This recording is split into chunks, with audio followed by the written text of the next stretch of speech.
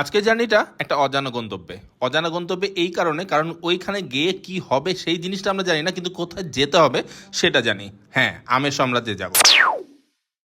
সারাদিনের কাজ শেষ করে রাতের বেলা যখন পুরো ঢাকা ঘুমাতে যাচ্ছে, ঠিক তখন আমি আর আমার টিম রওনা হই অনেকগুলা হন্ডা লাভাররা একসাথে হয়ে। কোথায় যাচ্ছি, কেন যাচ্ছি একটু পরে বল। সারা রাত জার্নি করার পরে যখন পৌঁছালাম তখন সবাই একবারে শেষ, সবাই ঘুমাচ্ছে, আমিও মাত্র ঘুম থেকে উঠছি। আর ঘুম থেকে উঠেই দেখি আমরা পৌঁছে গেছি চাঁপাইনবাবগঞ্জ। হোটেল থেকে ঝটপট ফ্রেশ হয়েই আমরা বের হয়ে যাই ইভেন্টে, এবং ইভেন্টে যেয়ে দেখি বিশাল আয়োজন, চারিদিকে হন্ডা লাভার। মনে হইতেছিল আশেপাশে সব হন্ডা ইউজাররা একসাথে এই ইভেন্টেই ঢুকে গেছে। আমরা টিম যে যার কাজে লেগে পড়লাম, আর এর মাঝখানে ওয়েলকাম ড্রিঙ্কস দিল একদম ফ্রেশ ম্যান। হন্ডা তাদের পপুলার বাইকগুলোকে ডিসপ্লে করেছে, আছে free bike health check up, হন্ডার নিজস্ব প্রোডাক্ট, আর সবকিছুর মাঝখানে এই ইভেন্ট তো চলছে পুরো দমে। আর কিছুক্ষণ পরেই পাইলাম একটা কুপন, যেটা দিয়ে খাওয়া দাওয়া আর নাইট স্টে দুইটাই হবে। লাঞ্চে বসলাম সবাই মিলে, হন্ডা ইউজারদের নিয়ে সুন্দর একটা গ্রুপ ফটো তোলা হলো।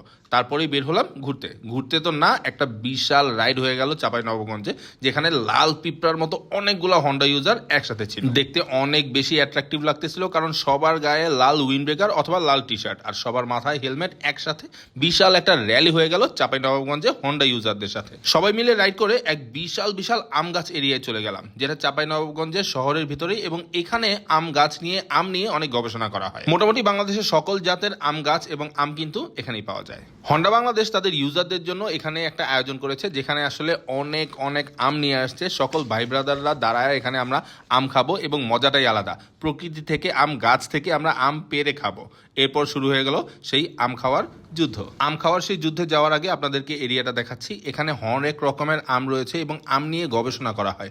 এখান থেকেই কিন্তু আসলে আমাদের আমের প্রজাতিগুলোকে রক্ষণাবেক্ষণ করা হয় পুরো বাংলাদেশে। তাই এই এরিয়াটা খুব জোস। অনেক বড় বড় বয়স্ক এবং মোটা মোটা আম গাছ ছিল। এ ধরনের আম গাছ আমরা আসলে যারা ঢাকায় থাকি বা শহরে থাকি তারা কিন্তু দেখি না। আর এই জন্যই রাজশাহী, চাঁপাইনবাবগঞ্জ এই এরিয়াগুলো কিন্তু এত স্পেশাল। এখানে অনেক পুরনো এবং বয়স্ক আম গাছ দেখা যায়।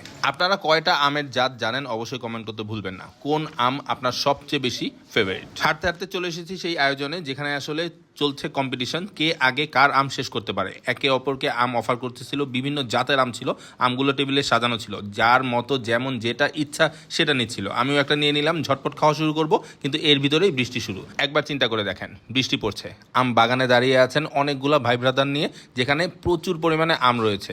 বৃষ্টি ভিজতেছি, মাটির মধ্যে হাঁটতেছি, এবং এই বিশাল আম বাগান থেকে আম পেড়ে খাচ্ছি। আম বাগান থেকে আম খাওয়ার পরে ইভেন্টে এসে দেখি আরেক আয়োজন। এখানে আম খাওয়ার আরেকটা কম্পিটিশন চলতেছে, যেখানে আসলে একজন কত তাড়াতাড়ি একটা আম খেতে পারে সেটা কম্পিটিশন হবে। তার আগে আমরা দেখে আসলাম একটা আম কেক। আম কেকের ওখানে পরে নিয়ে যাচ্ছি, চলুন দেখি কম্পিটিশনটা কি হয়। এখানে কম্পিটিশন হচ্ছে কে কত আগে কার আম শেষ করতে পারে। এত বড় সাইজের আম।